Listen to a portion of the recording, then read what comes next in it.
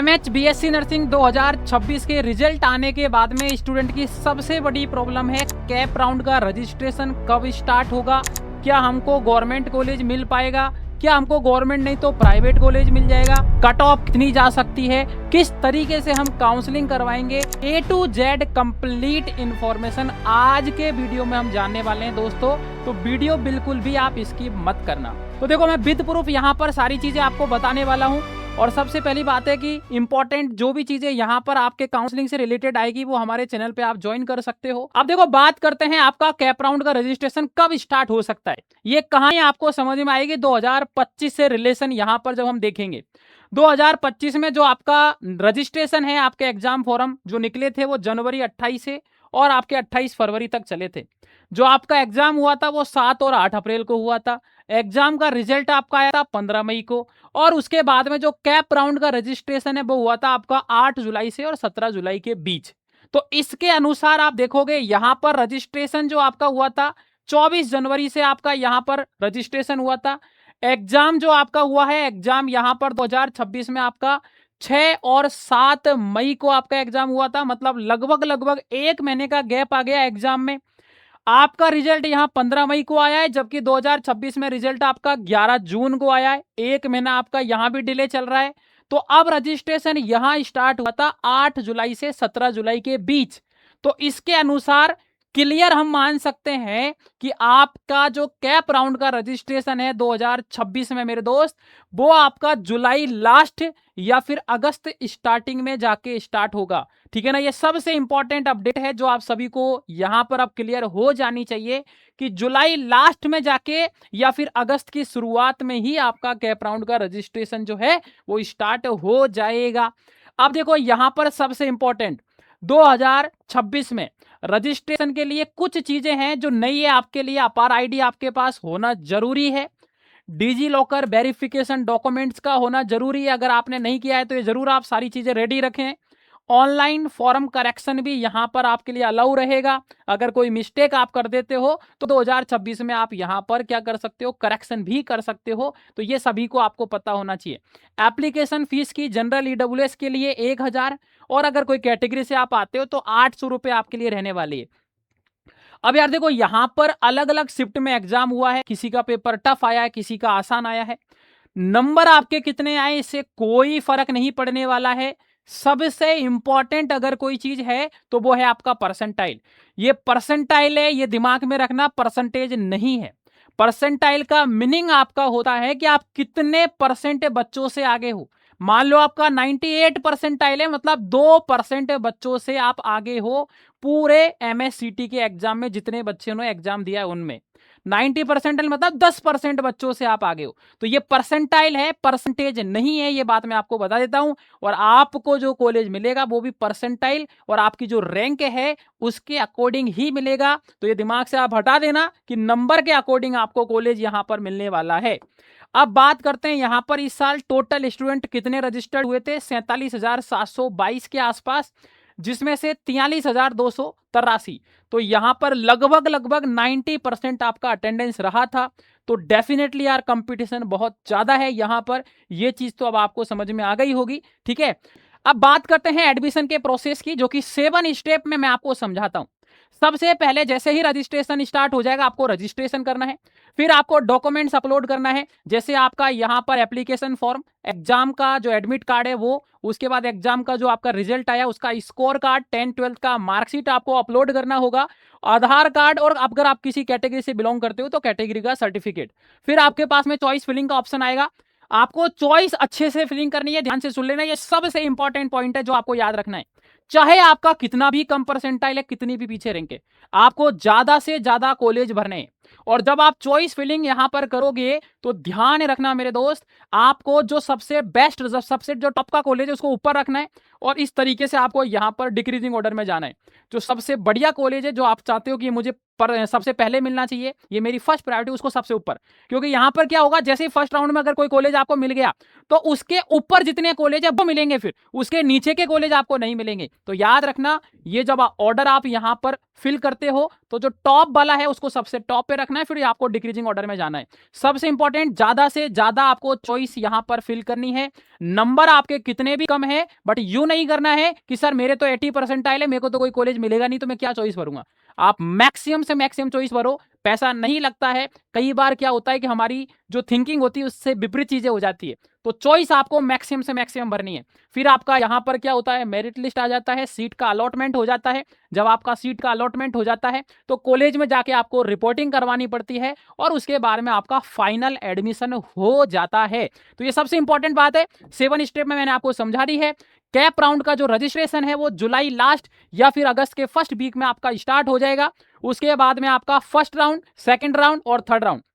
Cap round में generally 3 round ही होते हैं, चौथा बहुत बहुत रेयर चांस है, 0.1% की चौथा राउंड होगा।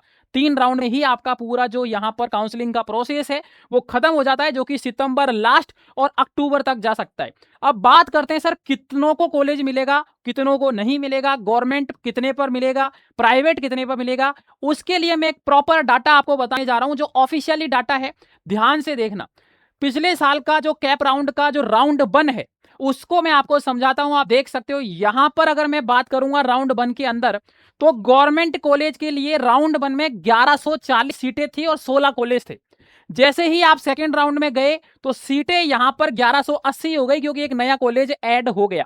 तो ये सबसे इंपॉर्टेंट बात है, आपको पता होना चाहिए। पीडीएफ टेलीग्राम ग्रुप पर मिल जाएगी अगर आपको सही से दिखाई नहीं दे रहा है तो यहां पर देखो सबसे पहले आ जाता है जैसे आपका जेजे हॉस्पिटल मुंबई, तो इसमें टोटल सीटें हैं 50।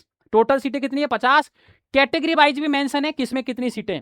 अब याद रखना मेरे दोस्त, गवर्नमेंट कॉलेज में कंपटीशन बहुत ज्यादा है। गवर्नमेंट कॉलेज की 80% सीटें फर्स्ट राउंड में कंप्लीट हो जाती है। उसके बाद जैसे ही आप नेक्स्ट राउंड में जाते हो तो यहां पर लगभग पूरी फिल हो जाती है सेकंड राउंड तक। थर्ड राउंड में तो बहुत कम सीट बचती है, 1-2 सीट। तो गवर्नमेंट में डेफिनेटली कंपटीशन है। ऐसे ही आप देख सकते हो पुणे का हो गया, नागपुर का हो गया, इसमें भी 50 सीटें, इसमें 50 सीटें, कैटेगरी वाइज भी पता है। तो ये पूरी पीडीएफ आपको मिल जाएगी, आप इसको और देख सकते हो। ये गवर्नमेंट कॉलेज में आप देखोगे 16 सीट, 16 आपके कॉलेज हैं, 1140 सीटें हैं टोटल, आपको मैंने पूरा प्रॉपर बता दिया है। उसके बाद हमारा प्राइवेट वाला चालू हो जाता है।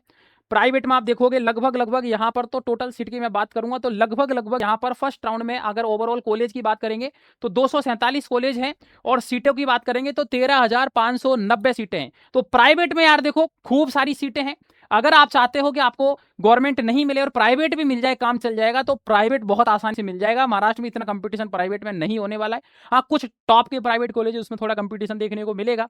तो मैं बात करूंगा कि कितने परसेंटाइल पर, तो जनरली में अगर आपका जनरल कैटेगरी में अगर आप हो 70 से ऊपर भी अगर आपका परसेंटाइल है तो 100% है कि आपको प्राइवेट कॉलेज मिल जाएगा।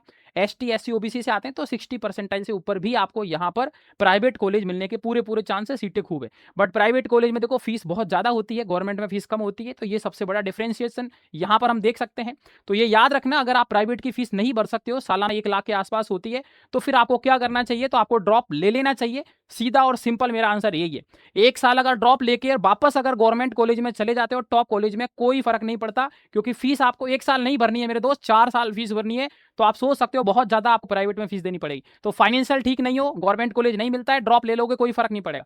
फाइनेंशियल ठीक हो, गवर्नमेंट नहीं मिल रहा है, प्राइवेट भी मिल रहा है, तो फिर आप जा सकते हो प्राइवेट में, कोई भी समस्या नहीं है।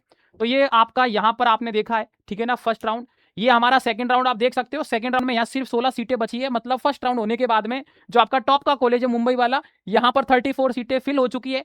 उसके बाद पुणे में आप देखोगे 18 सीटें बची है सेकंड राउंड में। नागपुर में देखोगे 11 सीटें बची है। यहाँ पर आप देखोगे तो ओवरऑल जो सीटें हैं 1180 हो जाती है, आप देख सकते हो।